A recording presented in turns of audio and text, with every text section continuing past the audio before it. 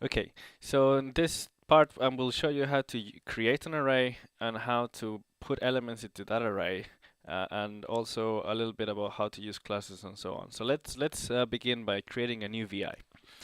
Once you're ready, uh, left click on the front panel and then right click and place down an empty array. So just go onto the array matrix uncluster palette and simply choose the array one.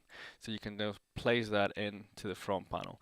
This doesn't have a data type. If you want to create an array of numbers, for instance, you need to make sure that you select the correct data type. To do that, you simply have to drag in control of whatever data type you want to choose. For instance, if we want to have an array of numbers, we just need a numeric control, and then you simply drag it into the array. So let me show you how this works for all the data types. So let's create a new blank array, and now we can, for instance, put in a button, and we can just add it in, and you see here that the array takes whatever data type we've put in. Okay, the other elements in the array are, there's two elements in the array. One is the index, so this refers to which element we want to refer to. So 0 is the first element, and here is the actual variable. So let's go ahead and fill the array. So first element is a 1, second element is a 2, third element is a 4, and fourth element is an 8. There's another way to visualize the array, so you don't have to click this up and down all the time, and is to simply show more than one element. So hover your cursor at the edge of the array and now drag it. And if you go now to the first element, you should see all the ones that we've entered. There's another way of accessing them programmatically, and this is what we're going to do now.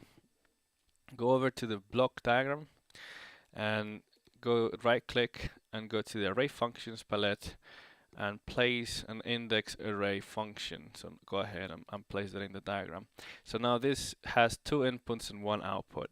Now if you're not sure of what to wire in, you can check the LabVIEW help to see to get more information about the inputs and some examples that you can have. So right click the function, go to help. Now this might take a while to load, but eventually you will see this screen. So here you'll see a bit of an explanation of what every element is and how to wire it, and also a programming example and so on. So this is quite handy. So every time you get stuck or you need some particular function, you can search for it, or you can just check the LabVIEW help. Okay, so let's get back to the program. So let's say we want to access element number 4, or the third element. So let's wire in our array. Now we're going to create a constant for the index. So create constant, and again let's create an indicator to see the output. So if we go out to the front panel, we can see that the different elements. So let's say we want to access the second element, second element. So that'll be index 1. When we run this program, you can see that indeed we're accessing the second element. This is very handy, and you will need this to acquire data and analyze data and so on. Another important data type that is very useful is a cluster. So a cluster can contain any data type. So let's go ahead and create a cluster. So it's an empty cluster. We can put whatever we want in it. So why don't we place down a numeric variable? Let's say 2 numeric variables. Let's call it x and y. And why don't we add a button? So there we go. We can add a button. So we can now drag these into the cluster element, and now our cluster is composed of 2 numbers, an x and a y, and a button. Okay, so that's fantastic, but how do we access it? Let's go to the block diagram. Now you want to right click, go to cluster functions and hit unbundle by name.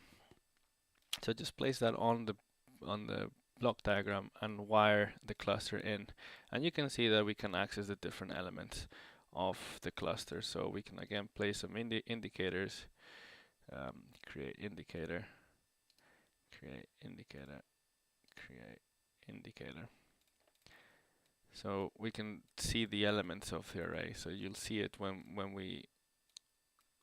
they've appeared up here. So if we put different numbers in, you can see that when we run it, we can access the different elements.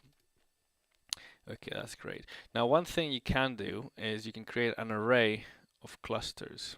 So, for instance, let's create a new cluster and just put in X and Y.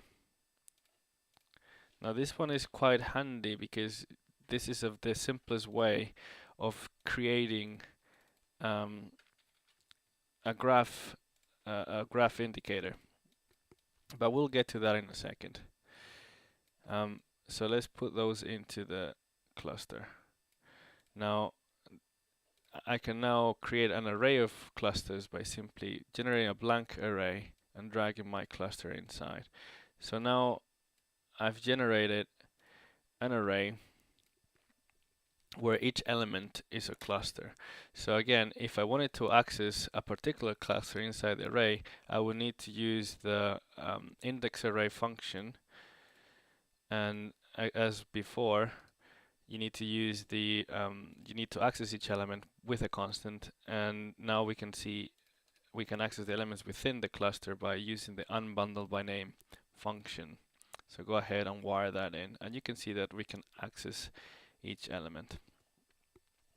Okay, so I'm gonna go ahead and save this as a